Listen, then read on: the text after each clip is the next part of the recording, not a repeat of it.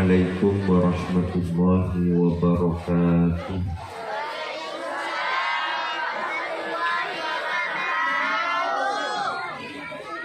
Bismillah, alhamdulillah, wassalatu wassalamu ala rasulillah Sayyidina Muhammad wa ala alihi wa sahbihi wa mawalah. Rabbi syrah li sadri wa yassir li amri wahlul 'uqdatam min lisani yafqahu qawli, amma ba'du. Yang terhormat para kiai, para ustadz, khususnya pengasuh Madrasah Diniyah Miftahul Ulum, para hadirin hadirat yang berbahagia. Alhamdulillah, pada kesempatan malam hari ini kita dipertemukan oleh Allah meskipun sedikit. Sholawat dan salam semoga tetap tercurahkan kepada junjungan kita Nabi besar Muhammad sallallahu alaihi wasallam. Mohon izin dan pula tak bisa full berbicara bahasa Madura. Khawatir salah juga, pencampuran begisan. Oke, tak apa-apa ke? Oke. Jadi masalah haflah akhirus sana, haflah imtihan, apa saja sudah namanya, ini pasti terkait dengan anak. Pasti terkait dengan anak. Anak itu ukuran. Anak itu standar. Apakah sebuah keluarga itu dianggap sukses oleh para tetangga atau gagal sebagai sebuah keluarga? Ukurannya adalah anak. Silahkan, hartanya luar biasa banyaknya, mobilnya mewah, rumahnya megah dan seterusnya, tapi potra kalau anaknya itu kemudian bermasalah, anaknya kena narkoba, anaknya terkena kenakalan remaja, tidak mungkin kemudian ketika kemudian anaknya itu sudah bermasalah, tetangga yang ada di sekitar itu menganggap sebuah keluarga ini meskipun kaya raya itu keluarga yang sukses, keluarga yang berhasil, tidak mungkin. Jadi anak itu ukuran. Sukses napa enten sebuah keluarga itu tergantung pada anaknya. Kalau seandainya semua orang tua, saya rebahi pon, saya tanya Adi, kira-kira tujuan untuk anaknya itu apa? Bisa jadi jawabannya bermacam-macam, tapi kesimpulannya sama. Dan gula terro, anak dan gula, buduk dan gula, nekasai. Anak baik. Itu yang pertama. Kalau bisa ditambah, di samping anak ini baik, berbakti kepada kedua orang tua, di samping itu anak kalau bisa peter, anak itu alef. Bahasanya bisa bermacam-macam. Tapi kalau seandainya disimpulkan, semua orang tua punya cita-cita untuk anaknya, bagaimana anaknya menjadi anak yang baik, bagaimana anaknya kalau bisa naik tingkat, tidak hanya jadi anak baik, tapi juga anak yang pinter, anak yang pandai. Senonton ya, untuk menjadikan anak kita menjadi anak baik, itu luar biasa, sompok sekali. Semua orang tua sekarang ini frustasi. kita tidak bisa menunjuk anak orang lain, itu tidak bisa sekarang. Anaknya itu, anaknya itu. Karena tidak ada yang memastikan, yang bisa memastikan anak kita bisa lebih baik dari anak tetangga kita. Mereka problem kenakalan yang namanya anak ini tidak hanya dialami oleh keluarga dari kalangan orang awam, tapi juga tokoh masyarakat. Bahkan, mohon maaf, beda oterna ustad, oterna kiai, mereka beda.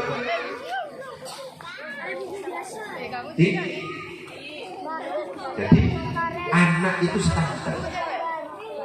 Anak itu adalah ukuran. Sukses tidaknya sebuah keluarga itu tergantung bagaimana anaknya. Kalau kita sudah mampu menjadikan anak kita itu anak yang baik, anak yang berbakti kepada kedua orang tua, anak yang luar biasa, bagaimana bergaul dengan orang yang lebih tua, bagaimana bergaul dengan orang yang lebih muda, itu sudah bisa, itu luar biasa. Mereka penting untuk direnungkan. Karena sekarang di media sosial, di televisi, di koran-koran sudah terlalu banyak pemberitaan anak mate orang tuanya. Anak memperkarakan orang tuanya yang sudah sepuh di meja hijau sampai ke pengadilan. Mereka beda. Itu ada sekarang. Oleh sebab itu menjadi penting untuk direnungkan bagaimana caranya menjadikan anak kita pada akhirnya kita pastikan menjadi anak yang baik, yang tidak hanya membanggakan diri kita pada saat kita hidup di dunia, tapi juga membanggakan kita bahkan ketika kita sudah meninggal dunia. Mari kita renungkan itu. Ketina pacaran nanti untuk menjadikan, memastikan menurut ajaran kita anak itu baik. Yang penting, yang pertama kali harus diperhatikan kepada semua orang tua yang datang, wali santri dan seterusnya, untuk bisa memastikan anak kita itu adalah menjadi anak yang baik, anak yang membanggakan kita, anak yang berbakti kepada kita sebagai orang tua, anak yang pada akhirnya masih ingat pada kita pada saat kita sudah meninggal dunia. Memastikan itu yang pertama adalah jangan sampai kita suapi anak kita dengan makanan yang haram. Ini penting.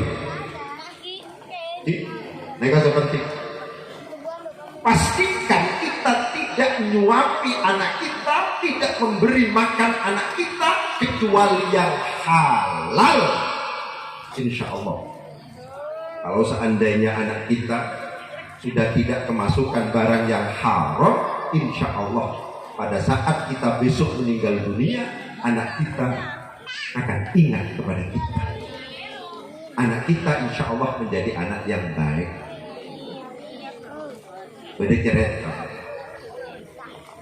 ceritanya abana Abu Hanifah. Ini kan luar biasa. Ayahnya Abu Hanifah yang bernama Thabit, ini kan luar biasa.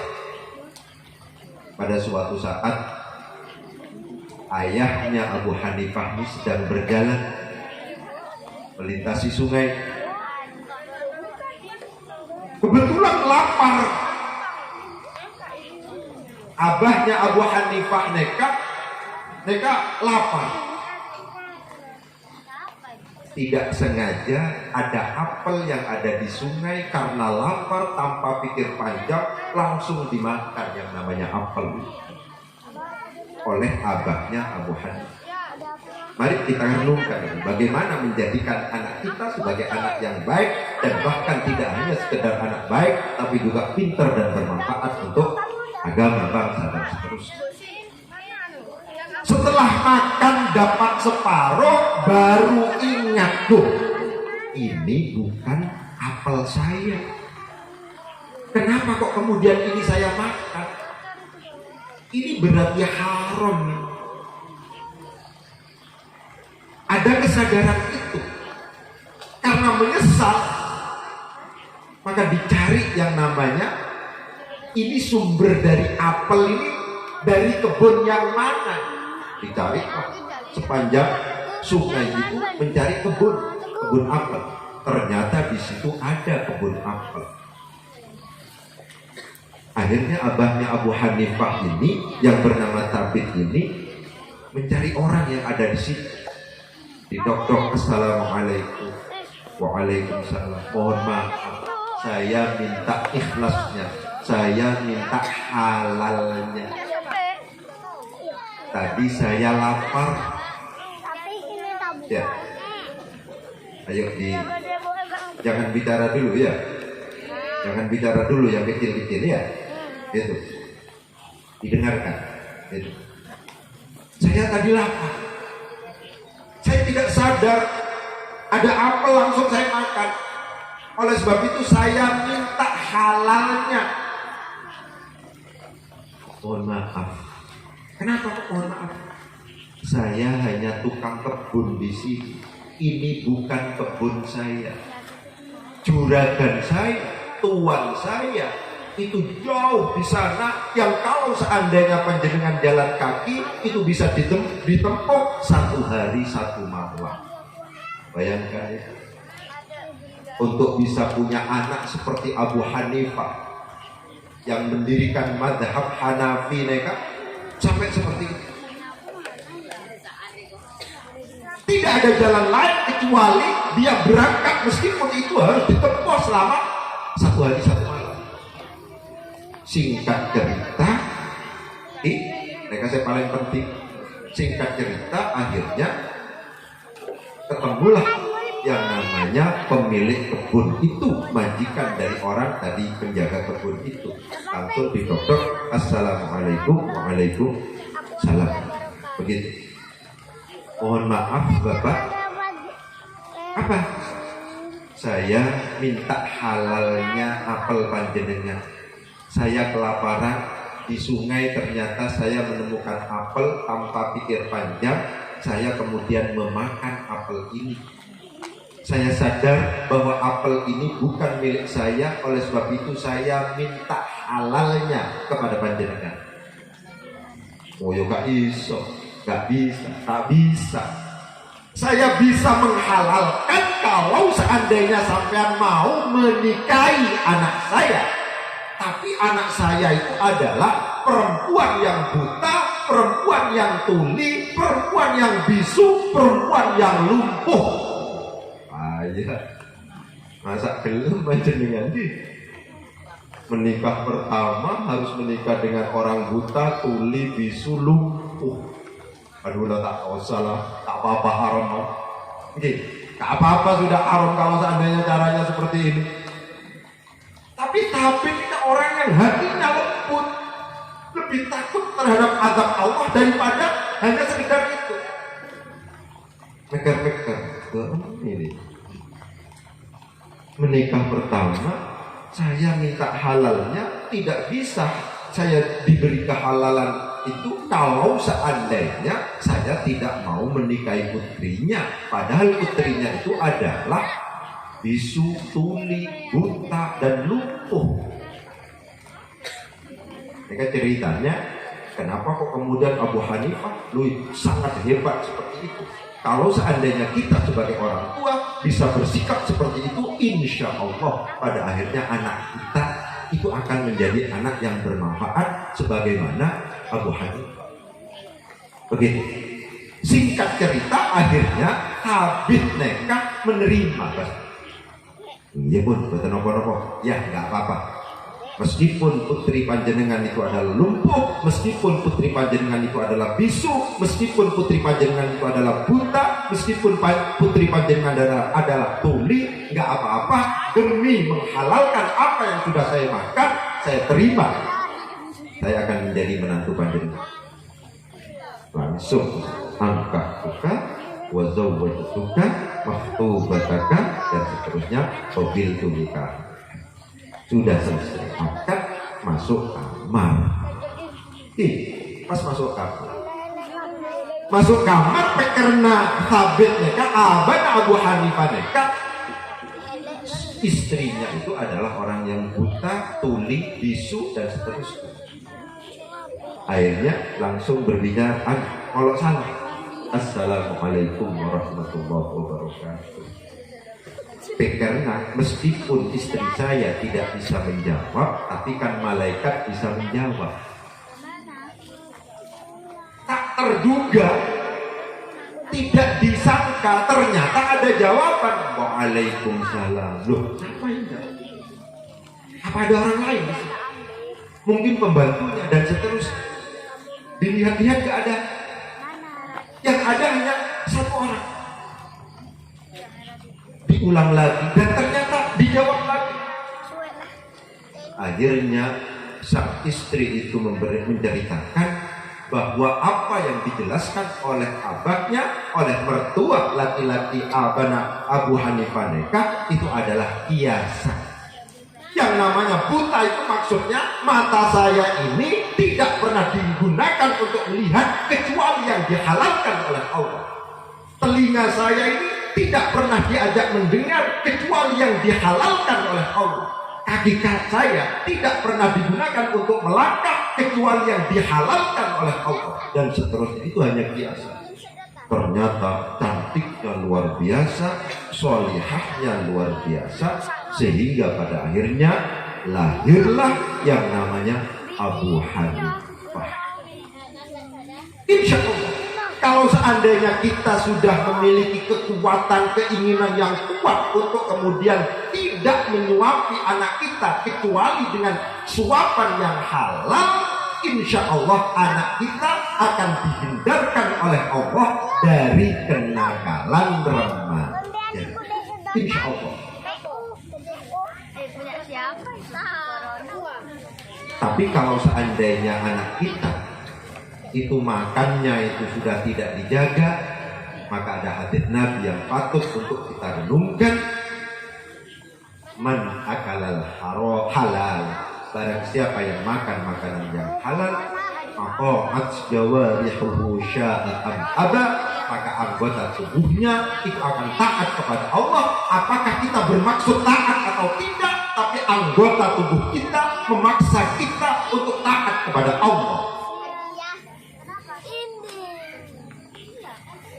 Tapi waman akalal haram, barang siapa yang makan makanan yang haram, aswat jawarihu, maka anggota tubuh kita akan maksiat kepada Allah.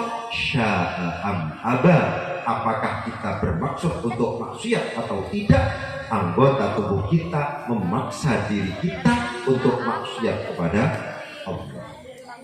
Inilah alasan kenapa kok kemudian anak kita, meskipun kita pondokkan, meskipun kita sekolahkan di sekolahan yang favorit, meskipun kita utus ke lembaga pendidikan yang luar biasa, tapi pancet nakal, tambung.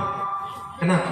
Karena bahan dasarnya itu memang haram. Oleh sebab itu kita renungkan semuanya pasti memiliki keinginan anaknya menjadi anak yang baik, anak yang berbakti kepada kedua orang tua, anak yang bisa membanggakan dan seterusnya.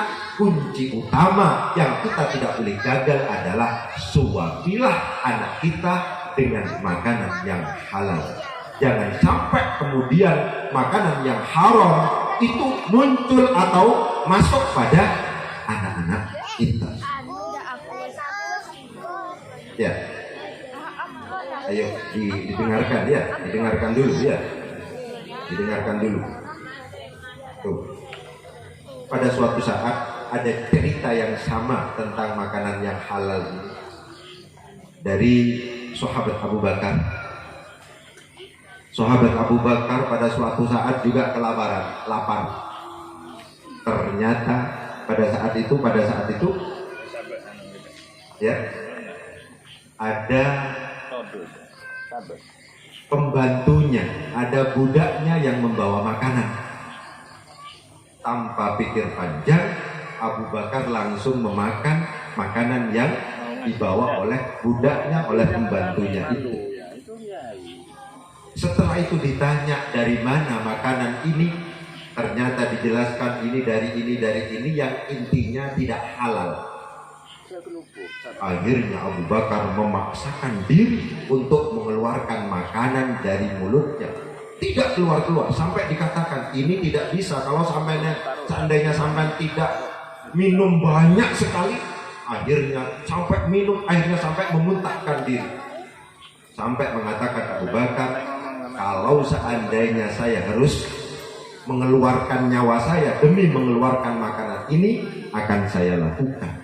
Itu adalah sikap dari para sahabat, para orang-orang yang hebat tentang makanan-makanan yang halal itu. Kalau seandainya kita bisa meniru tentang masalah itu, insya Allah keluarga kita akan diselamatkan oleh Allah, apalagi dalam situasi dan kondisi semacam sekarang ini. Jadi penting untuk kemudian memberi makan kepada anak-anak kita dengan makanan yang halal. Jangan sampai kita gagal, karena yang diharapkan dari kita ketika kemudian kita meninggal dunia itu adalah doa anak kita. Anak kita tidak mungkin mampu berdoa untuk kita kalau seandainya anak kita itu kita beri makan makanan yang haram. Mal mayyitu fil qabri illa kal ghariqil mutaqawwif. Tidaklah yang namanya mayit di kuburan itu illa kal ghariqil mutaqawwif, kecuali seperti orang yang tenggelam, sekelelep, yang minta tolong. Yang tabiru dakwatan, yang ditunggu adalah doa. Dari siapa doa yang ditunggu itu? Bisa jadi dari teman, bisa jadi dari orang tua, bisa jadi dari sahabat, bisa jadi dari saudara. Yang paling ditunggu itu adalah dari anak. Jangan sampai anak kita lupa bahwa memiliki orang tua seperti kita yang sudah meninggal dunia, lebih disebabkan karena kita tidak hati-hati memberikan suapan nasi untuk anak-anak kita. Janganlah kita memiliki pandangan seperti orang yang di luaran sana. Ustaz, senontoneka nyarese haram be sulit Pak Ustaz. Senontoneka napa boleh sehalal. Jangan seperti itu, insya Allah. Ini saya sering kalau seandainya sowan kepada Gus Kiai Salahuddin Munsif, mereka hebat, orangnya ikhlas, orangnya wirai dan seterusnya. Empun pokoknya jangan sampai mau yang haram, jangan sampai mau yang syubhat. Kalau seandainya kita tidak mau yang haram, kalau seandainya kita tidak mau yang tidak jelas, yang syubhat, insya Allah Allah akan mengirimkan yang halalan thayyibah untuk kita. Itu akan itu. Saya punya pondok di rumah saya. Berangkatnya pondok itu dari tidak ada pondok. Bukan meneruskan ayah saya, bukan. Buat sendiri. Awalnya angkringan, terus awalnya pakai pereng tak sah, terus pakai tabing, terus dan sekarang alhamdulillah itu permanen semuanya. Sudah pakai gedung. Itu alhamdulillah, dan gula sampai sekarang tidak pernah mengirimkan proposal. Dan gula sama dengan Gus Salahuddin Munsif. Saya tiru. Insya Allah saya mulai menggagas hampir sama dengan lembaga diniyah ini. Sekitar 20 tahun, 18 tahunan saya menggagas itu. Alhamdulillah tidak pernah menerima atau tidak pernah mengirimkan proposal. Tapi Allah itu bertanggung jawab. Ketika mengirimkan santri, ketika mengirimkan murid kepada pondok kami, itu juga bertanggung jawab menyediakan tempatnya, menyediakan gedungnya. Itu yang harus kita yakini. Alhamdulillah, dan gula sampai senonton, insya Allah. Dan gula neka lembaganya tidak diurus. Masalah akte pendirian, masalah yayasan, neka tak diurus. Dan gula. Insya Allah kalau seandainya ada bantuan formal dari bupati, dari DPR, dari Kementerian Agama, macam-macam, mesti tertolak. Kenapa? Karena saya tidak mungkin memenuhi persyaratan itu. Itu memang saya sengaja seperti itu agar saya tidak tamak terhadap bantuan itu. Itu semacam itu. Dan alhamdulillah sampai sekarang, alhamdulillah, dan bulan bisa sampai tingkat 1, tingkat 2, tingkat 3. Kedap itu sudah alhamdulillah bisa kita lakukan itu tanpa ada proposal itu. Jadi, janganlah kita memiliki pandangan seperti orang yang di luaran. Kalau seandainya misalnya mencari yang haram saja sulit, apalagi yang halal. Tidak. Justru kalau seandainya kita tidak mau yang haram, kalau seandainya kita tidak mau yang syubhat, Allah akan memberikan yang halalan thayyiban untuk kita semua. Ini saya pertama. Yang pertama itu adalah upayakan anak kita agar pada akhirnya ingat kepada kita, ya, ketika kita meninggal dunia besok, jangan sampai kita suapi kecuali yang halal. Itu yang pertama. Jadi, memang yang dibutuhkan itu doa. Di dalam sebuah kitab itu dijelaskan pada suatu saat Ibnul Mubarak mereka bermimpi kebetulan mimpinya di kuburan. Mimpinya itu di kuburan. Kuburan tak sebanyak Al-Quran. Rebutan apa tahun ini? Rebutan, berebut. Ada orang yang santai-santai saja, tidak berebut. Akhirnya Ibnul Mubarak mereka bertanya kepada orang yang santai yang tidak berebut. Apa? Saya rebut, kenapa? Saya rebut. Kencur. Kiriman dari orang hidup dari dunia kepada orang yang meninggal yang ada di alam barzah, yang ada di kuburan. Panjenengan Pak Arab, saya sudah mendapatkan kiriman khusus dari anak saya. Saya sudah mendapatkan paket khusus, tidak usah berebut seperti orang-orang itu. Anak saya di dunia itu hafal Al-Quran. Sekarang sedang jualan roti di pasar sambil menjual roti, anak saya ini menghafalkan murojaah deres Al-Quran yang pahalanya dikirimkan kepada saya yang sudah meninggal dunia. Ibnul Mubarak mereka penasaran, apa benar nih? Apa benar ini?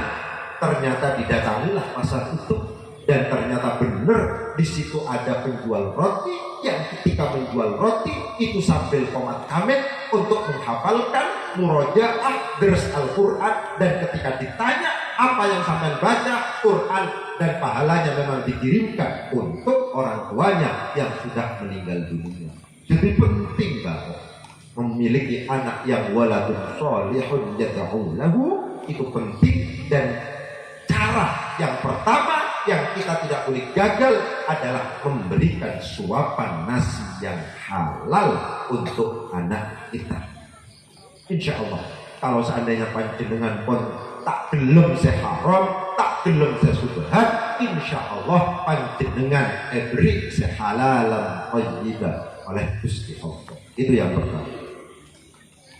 Yang kedua itu adalah kerenki potri panjenengan ke pendidikan. Jangan sampai tidak dikirim ke pendidikan. Kita sebagai orang tua besok akan dimintai pertanggungjawaban kalau seandainya anak-anak kita itu kok kemudian dibiarkan tidak sekolah, kok dibiarkan tidak mondok, kok dibiarkan tidak ke dinia. Itu akan dimintai pertanggungjawaban. Kullukum ra'in wa kullukum mas'ulun an ra'iyyati. Setiap kamu adalah pemimpin dan setiap pemimpin akan dimintai pertanggungjawaban terhadap yang dipimpinnya. Jangan sampai kemudian anak kita ketika ditanya oleh Allah, sampean kok gak sholat, kula mboten diajari sholat, saya tidak diajari sholat oleh orang tua saya. Sampean kok tidak baca Quran, saya tidak diajari baca Quran oleh orang tua saya. Itu nanti yang kena itu adalah kita.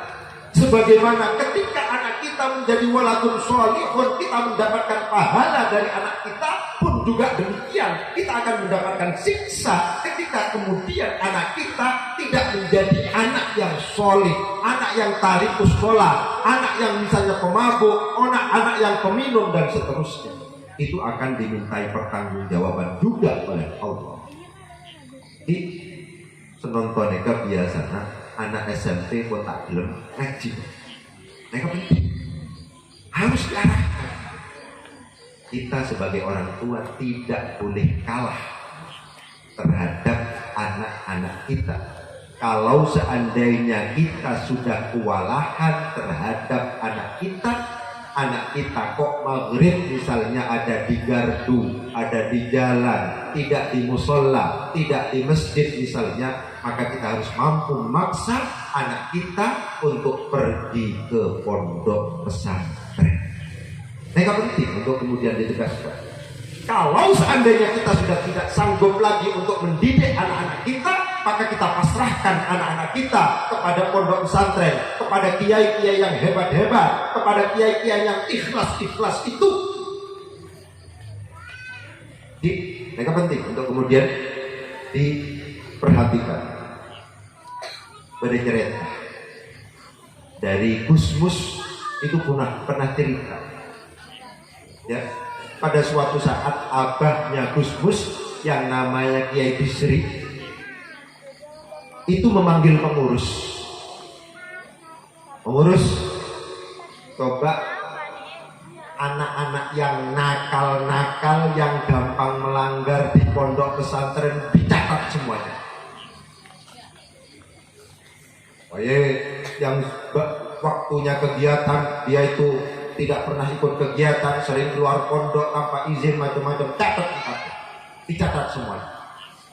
Akhirnya dicatat. Pengurusnya semangat, catat ongguan, kapok. Biasanya ditakzir gak kena, ya. Biasanya dihukum sudah tidak mandi. Akhirnya dicatat ongguan. Setelah dicatat, diserahkan kepada sang kiai. Diberikan kepada sang kiai. Akhirnya ditunggu oleh pengurus 1 minggu, 2 minggu, kok tidak dipanggil orang-orang anak-anak yang dicatat yang nakal-nakal ini, kok tidak dipanggil oleh kiai. Akhirnya setelah itu pengurus semangat kepada kiai. Kiai, kula sampun nyatet, saya sudah mencatat anak-anak yang paling nakal, anak-anak yang suka melanggar, sudah saya catat semuanya, tapi sampai sekarang kok tidak dihukum oleh kiai. Apa jawaban kiai yang ikhlas, yang hebat itu? Itu luar biasa. Siapa yang mau menghukum anak yang sampai catat yang nakal-nakal itu? Saya kan tidak ngomong untuk dihukum. Maksud saya akan mendoakan secara khusus anak yang nakal-nakal yang luar biasa ini, yang gablek-gablek, yang gampang tidak ikut kegiatan ini, supaya sembuh. Ini kiai. Kiai itu seperti itu. Dan ternyata benar, Bu.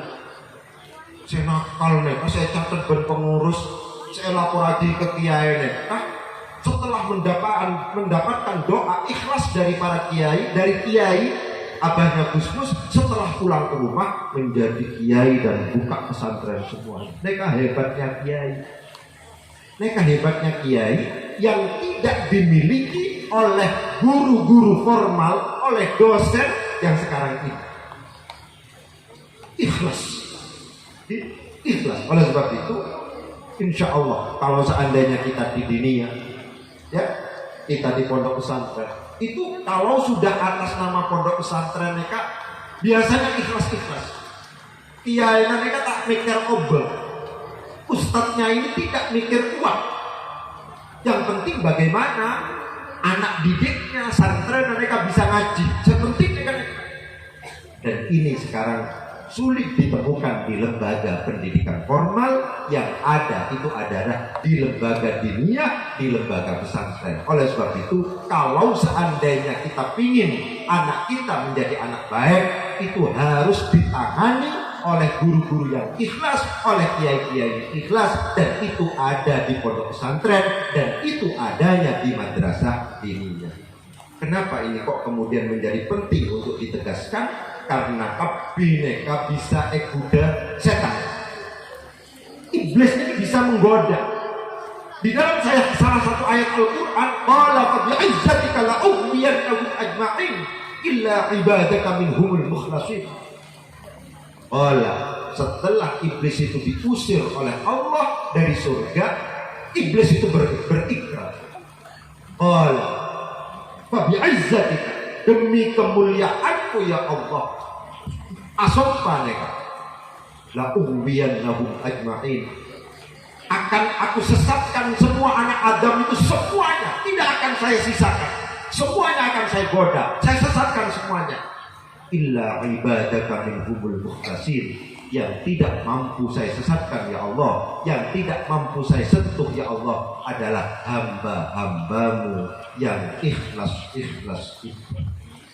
Oleh sebab itu, persyaratan untuk bisa sukses dalam rangka mendidik anak, dalam rangka mendidik masyarakat adalah keikhlasan, yang ini sekarang sudah jarang terjadi di masyarakat kita.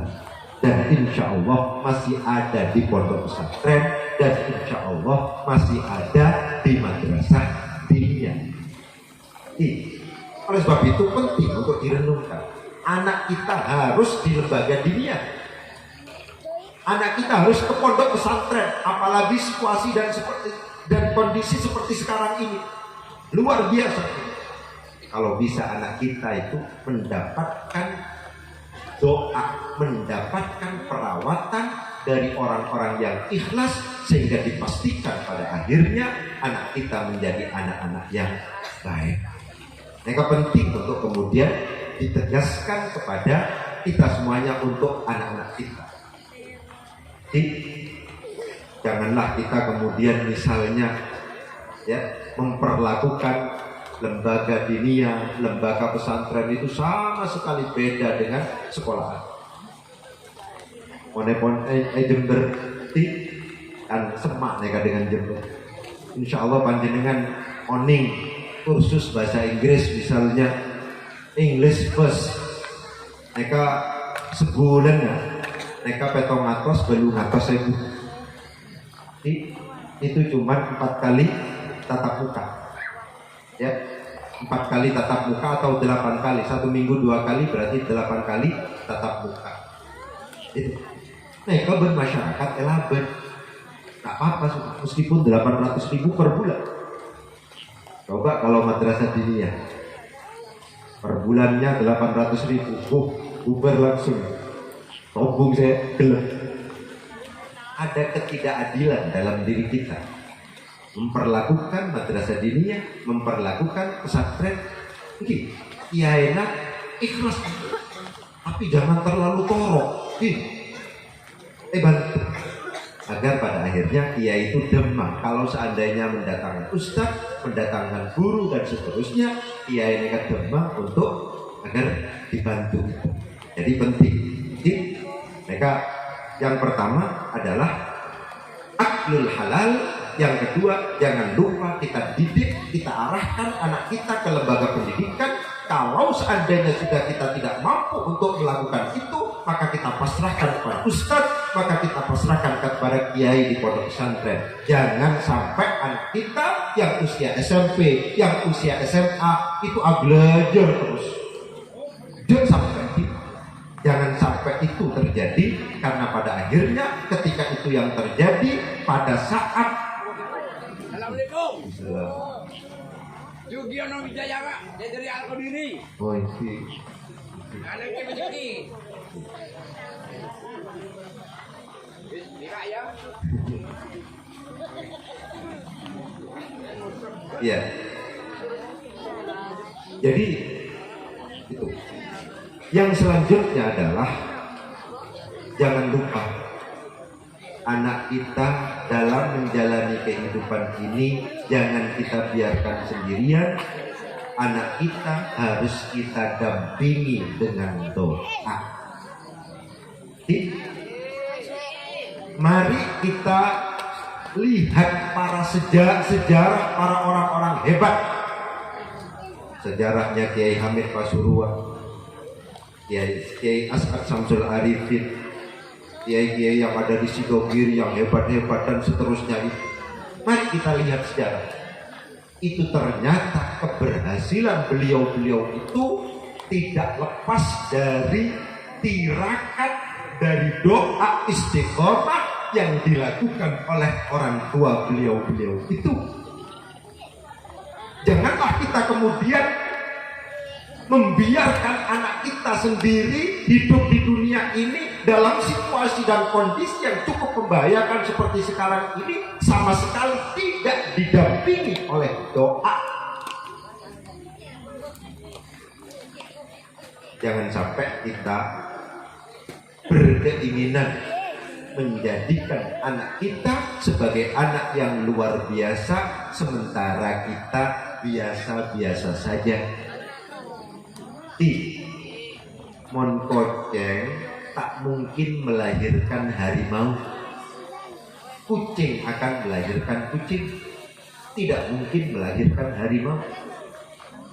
Jadi kalau seandainya kita bukan orang luar biasa, tidak mungkin melahirkan anak yang luar biasa.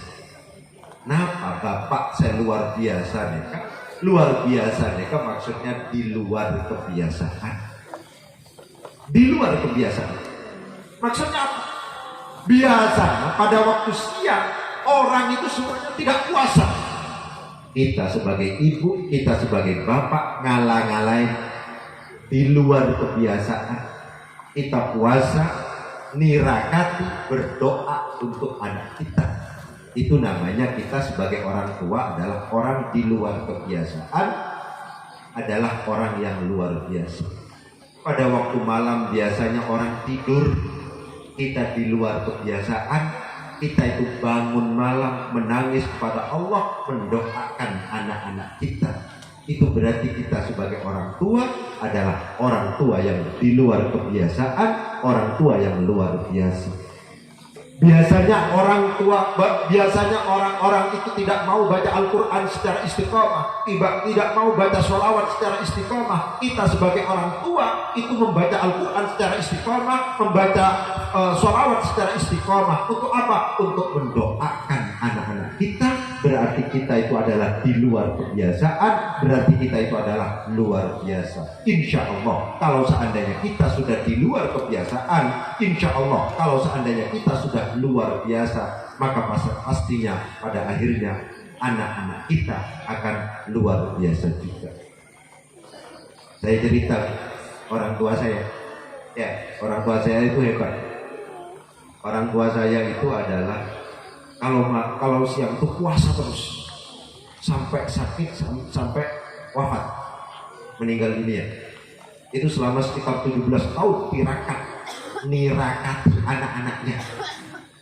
Alhamdulillah saya sekarang menjadi dosen negeri di IAIN. Saya dosen dan gula dari keluarga yang biasa-biasa, tapi alhamdulillah dan gula sekolahnya kapan selesai.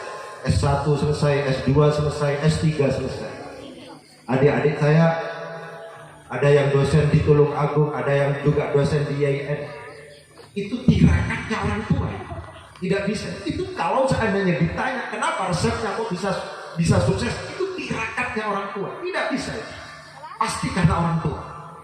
Orang tua saya itu adalah santrinya Kiai Hanan Tanggul, Manggisar Tanggul. Ya. Itu diberi ijazah, sampean setiap pagi, setiap siang harus baca Al-Quran 2 juz, dan itu dilakukan oleh orang tua saya. Pada waktu malam sampean harus baca sholawat, dan itu dilakukan oleh orang tua saya. Kalau seandainya saya mampu menciptakan pesantren, mampu, alhamdulillah. Contoh saya beda compok dan gula, saya menetap compok dan gula mereka beda sekitar 290 anak. Dari tidak ada pesantren, sekarang ada pesantren. Dari mana? Dari Banyuwangi Bada, dari Bondowoso Bada, dari Lumajang Bada, dari Sumatera Bada. Dari mana? Dari tidak ada pesantren. Kalau seandainya ditanya resepnya dari mana, bukan saya resepnya itu. Resepnya adalah orang tua yang menirakati, yang mendoakan secara istiqomah anak-anaknya. Kalau panjenengan itu kepingin anaknya berhasil, jangan sampai dibiarkan anaknya sendirian dalam rangka menjalani kehidupan ini. Punyanya apa kita? Kemampuannya di bidang apa? Kalau seandainya kita senang puasa untuk anak. Kalau seandainya kita senangnya baca Al-Quran untuk anak. Kalau seandainya kita senangnya bersolawat, silahkan baca solawat untuk anak-anak kita. Saya senangnya sholat malam, Ustaz. Silahkan sholat malam untuk anak-anak kita. Tapi yang jelas jangan sampai kemudian anak-anak kita biarkan sendirian tanpa didukung oleh doa. Sangat luar biasa. Doa dari orang tua ini sangat luar biasa. Itu yang sangat menentukan apakah kemudian ada kesuksesan yang akan didapatkan oleh anak-anak kita. Itu tergantung pada orang tua. Oleh sebab itu orang tua itu sangat penting. Kalau seandainya kita kepingin sukses, kuncinya satu, orang tua. Ridho fi ridhol walidain, suktullah fi suktil walidain. Ridhonya Gusti Allah itu tergantung pada ridhonya orang tua, murkanya Gusti Allah itu tergantung pada murkanya orang tua. Kalau seandainya kita kepingin sukses dalam hidup ini, kuncinya satu, carilah ridho orang tua, carilah restu orang tua. Ketika kita mendapatkan ridho dari orang tua, ketika kita mendapatkan restu dari orang tua, maka otomatis kita mendapatkan ridho dan restu dari Allah. Allah pemilik alam ini, Allah pemilik dunia ini. Kenapa kita kok tidak mampu menyelesaikan permasalahan padahal itu kecil? Kenapa masalah kecil kok berlarut-larut menjadi besar dan tidak mampu kita selesaikan? Lebih disebabkan karena kita ditinggal oleh Allah. Tidak ada ma'iyah, tidak ada kebersamaan Allah. Kenapa kita kok ditinggal oleh Allah? Bisa jadi lebih disebabkan karena kita tidak mendapatkan restu dan ridho dari orang tua. Oleh sebab itu panjenengan, kalau seandainya sekarang masih punya orang tua, carilah ridhonya. Tidak ada orang sukses, yang ada adalah orang yang disukseskan oleh Allah. Tidak ada orang berhasil, yang ada adalah orang yang diberhasilkan oleh Allah. Tidak ada orang kaya, yang ada adalah orang yang dikayakan oleh Allah. Karena demikian menjadi penting untuk mendapatkan ridho dari orang tua. Karena ketika kita mendapatkan ridho dari orang tua, otomatis kita akan mendapatkan ridho dari Allah. Ketika kita sudah mendapatkan ridho dari Allah, pasti selesai. Semua yang ada di dunia itu tergantung pada Allah. Ini penting untuk kemudian ditegaskan. Saya kepingin mengingatkan bagi mereka-mereka yang sekarang masih punya orang tua, setiap dosa, semua dosa itu besok siksanya akan diakhirkan oleh Allah pada hari kiamat. Illa huquqal walidain fa innahu yu'ajjiluhu fil hayatid dunya qabla al-mamat. Untuk siksa terdurhaka kepada kedua orang tua akan ditakjil oleh Allah, akan disegerakan oleh Allah fil hayatid dunya, di dalam kehidupan dunia, qoblal mamati, sebelum kematian tiba. Jadi kalau seandainya mungkin perniagaan kita gagal, mungkin bisnis kita gagal, mungkin pertanian kita gagal, mungkin usaha-usaha kita itu gagal, mungkin saja ada kesalahan yang cukup serius yang kita lakukan kepada orang tua kita. Mari, janganlah kemudian kalau seandainya kita kepingin berhasil dan seterusnya, kita ke orang pinter, kita ke dukun dan seterusnya, gak usah ke situ. Kita minta restu dan doa dari orang tua. Yang terakhir, penonton, yang terakhir, bagaimana itu tadi untuk menjadikan anak kita itu adalah anak baik. Yang pertama itu adalah hati-hati terhadap makanan. Yang kedua, didiklah, kirimkan ke pondok pesantren, kirimkan ke madrasah diniyah. Yang selanjutnya adalah jangan lupa didoakan. Posisi orang tua dalam Islam cukup luar biasa. Jangan sampai anak kita tinggal, tidak kita doakan, tidak kita tirakati. Istilah yang dipakai oleh orang-orang kuno dulu adalah tirakat. Tirakat itu adalah doa yang dilakukan secara istiqomah. Ya, itu seperti itu. Bagaimana menjadikan anak kita pinter, ilmu neka rumus sepadan di semuanya sama. Apakah kita kepingin hafal Al-Quran, kita kepingin bisa baca kitab, kita kepingin misalnya menjadi ahli matematika, biologi, kimia, fisika, rumusnya ilmu itu sama. Rumusnya ilmu itu sama. Kenapa rumusnya ilmu? Rumusnya ilmu itu ditegaskan oleh para ulama. Al-ilmu la yu'tika ba'dahu hatta tu'tiyahu kullahu. Ilmu itu tidak akan mampu atau tidak akan memberikan sesuatu sebagian kecilnya sekalipun kepada kita sampai kita memberikan totalitas kita kepada ilmu itu. Jadi prinsipnya menjadi orang alim mereka gejeng, semangat, fokus, total. Mereka penting. Ongguangku, apalan Quran menongguangku sukses. Apalagi hadis pun ongguan luar biasa, penentang nih kamu sukses. Belajar apa boleh? Oleh sebab itu kita harus bantu anak-anak kita. Kalau anak-anak kita sedang ada di rumah, janganlah kita ganggu anak-anak kita dengan cara misalnya memberikan fasilitas HP, padahal anak kita belum waktunya itu. Tidak mungkin anak kita yang sudah luar biasa hebat, cerdas, jenius, bahkan kalau seandainya tidak total dalam ilmu, tidak mungkin menjadi orang pintar. Tidak mungkin hafal Quran. Tadi sudah luar biasa.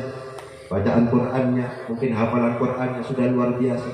Itu pada akhirnya akan banyak kendala kalau seandainya kita sebagai orang tua itu tidak bisa memberikan contoh yang baik untuk anak-anak kita. Ya, saya rasa nonton, saya tak main HP. Rata-rata main HP saja nonton. Senonton main HP saja. Orang tua, bapak, ibu, semuanya. Oleh sebab itu sekarang sulit mencari orang hebat, kita sulit. Kenapa? Karena tidak mampu memanfaatkan waktu dengan maksimal. Ya, anak-anak kita, bahkan ibu biasanya kalau seandainya melihat anaknya menangis dan kemudian sembuh menangisnya, kalau seandainya diberi HP, itu diberi HP. Masih anak kecil itu sudah hebat permainan HP. Otaknya digunakan bukan untuk ilmu. Bahkan penelitian itu banyak mengatakan bahwa HP itu mengganggu. HP itu menjadikan anak itu bisa stunting, bisa cebol, bisa tidak berkembang tingginya. Mereka banyak penelitian. Anak itu bisa ketagihan, bisa kecanduan. Banyak anak yang masuk rumah sakit gara-gara HP. Yang paling penting adalah panjenengan garis bawah, tidak mungkin anak kita bisa menjadi hebat kalau seandainya yang menjadi teman tidur anak kita, yang menjadi teman untuk sehari-hari semua waktunya itu adalah HP. Tidak mungkin. Meskipun misalnya anak kita itu diberi anugerah yang cukup luar biasa, kecerdasan yang cukup luar biasa oleh Allah, kalau seandainya sudah anak kita beri mainan HP, itu insya Allah tidak akan mungkin jadi orang hebat. Bagaimana cara memutus? Lagi-lagi yang mampu memutus sampai sekarang ini harus diakui adalah pesantren. Yang mampu memutus HP ini kan pesantren, lembaga formal. Tidak bisa. Bahkan sekarang di era pandemi semuanya pegang HP. Sekolahnya kan pakai HP sudah. Lebih rosak kok. Awalnya anak-anak itu tidak boleh main HP itu, kita gampang melarang. Sekarang justru kalau tidak pegang HP itu disalahkan oleh gurunya. Loh, anaknya kok tidak mengerjakan? Padahal mengerjakannya mungkin setengah jam, tapi main-mainnya itu 2 jam 3 jam. Mereka penting untuk direnungkan. Yang mampu memutus mata rantai ini adalah pesantren. Pesantren adalah lembaga yang sampai sekarang harus diakui yang paling mampu untuk mencetak orang-orang yang faqih, orang-orang yang se'alim, orang-orang yang benar-benar tafakuh fiddin. Mereka pesantren. Sobu, meskipun ya dan bulan mereka dosen. Ada S1 di situ, ada S2 di situ, ada S3 di situ.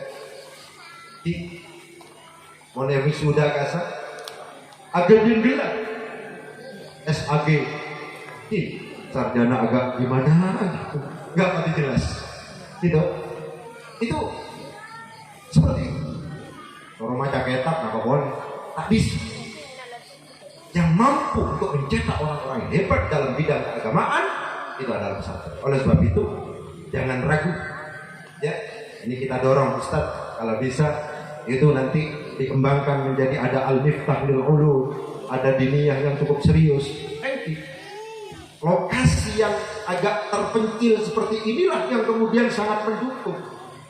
Kalau seandainya ini luas, nah itu Gusti Allah bertanggung jawab. Jangan mikir proposal pokoknya Ustaz. Kita harus minta nasihat kepada Gus Salahuddin Munsif. Ampun, saya diceritai oleh mertuanya Gus Solah, Kiai Sadid jauh hari. Saya merasa diberi pelajaran oleh Solah. Tanya begitu. No pokoknya Solah itu bantuan 200 juta ditolak. Gus Solah ditolak, enggak. Padahal itu isoe dipek itu oleh pesantren Mbak Alawi, tapi ditolak oleh Gus Solah. Pesantren bantuan itu adalah untuk MCK, untuk kamar mandi dan seterusnya. Di As-Sunniyah itu sudah penuh kamar mandinya. Itu tetap menolak, tidak mau menerima bantuan Gus Solah. Ada beberapa hari Toyoe dapat pelajaran itu. Ada bantuan dari Jakarta, dari Agenia, dari orang itu melalui rekeningnya Gus Sadin juga senilai 200 juta kepada Gus Solah, tidak dari pemerintah tapi dari orang-orang yang lambat, orang-orang dermawan yang ada di Jakarta. Ini saya mendapatkan pelajaran dari Solah, katanya Gus Sadin seperti itu, dipaksa mendapatkan bantuan tidak mau, tapi justru mendapatkan yang halalan thayyiban. Mungkin itu sekedar renungan di mereka ngaji, mereka merenung supaya menjadi lebih baik. Semoga manfaat. Itu mungkin yang bisa saya sampaikan. Wabillahi taufiq wal hidayah. Assalamualaikum warahmatullahi wabarakatuh.